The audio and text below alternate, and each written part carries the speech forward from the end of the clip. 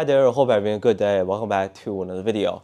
As some of you have asked for, today we're gonna go over pretty much everything you need to know about one of my top 10 basketball shoes so far this year, the Li-Ning Sonic 11.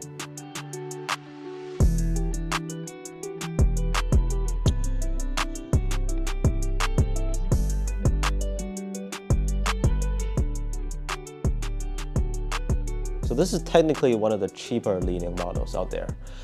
Over the years, their products continue to get better, but some of those prices are getting ridiculous too. Luckily, the Sonic line has more so stayed at the mid-tier pricing.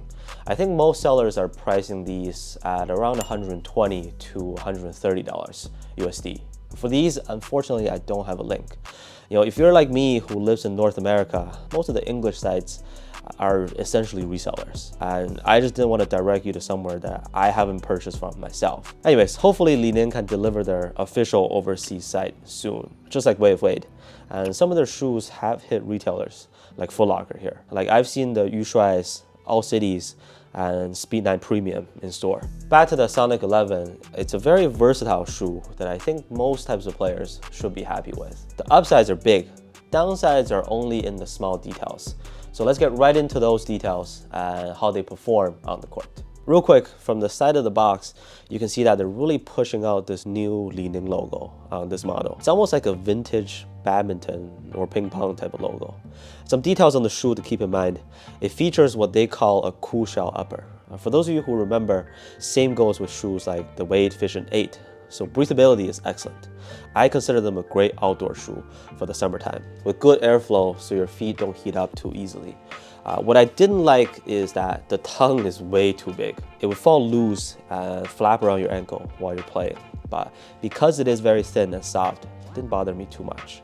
The laces, again, just a tiny detail. But on this colorway, it's just like the Chinese New Year AlsBeatz 11.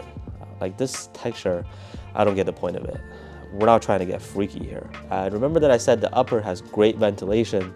It does make the shoe feel bottom heavy at the same time. Now that just comes down to personal preference. On the bright side, it lowers down your feet on the court for a good balance, but it prevents the shoe from being even more lightweight. I mean, my size 11 pair is about 430 to 435 grams, so still average weight. The midsole setup is Light Foam Plus. There is boom at the front and back.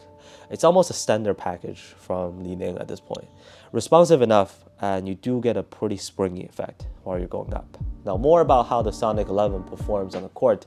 Cushioning in general, I would say is subtle but sufficient.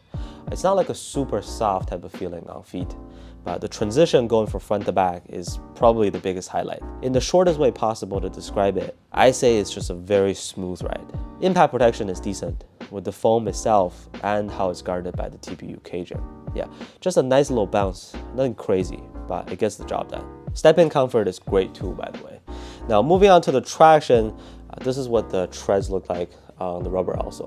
It's got a multi-directional pattern that feels sturdy in hand, very loud and squeaky. It grips the floor really, really well, and I have started using these outdoors. For those who are usually concerned with the durability, these should be good to go on an outdoor court. On any type of surface, you should be able to get to a hard stop just fine. With the fit, so I went half size up from my true size, just to be safe. But I feel like you can definitely go true size as well, if you prefer a more snug fit. The shoe does feel a little bit long on feet. Now, I don't mean that I have too much extra space inside from going half size up. There's no heel slippage at all, actually. But with the crazy curve shape, it just feels like there's some extra length outside of your feet, if that makes sense. Width is about average, and materials, we covered it already. Very breathable, but I do wish the tongue is shorter or can be tucked in nicely. For a low top shoe, the upper feels pretty stable, and lockdown is decent as well. Just maybe not a great torsional support. Oh, and this is a shoe that takes almost no break-in time. So how I felt from the very beginning is exactly how they're holding up for me now, even after some outdoor use. Okay, so overall, this was the shoe that I put in my top 10 this year, and it has continued to perform that way.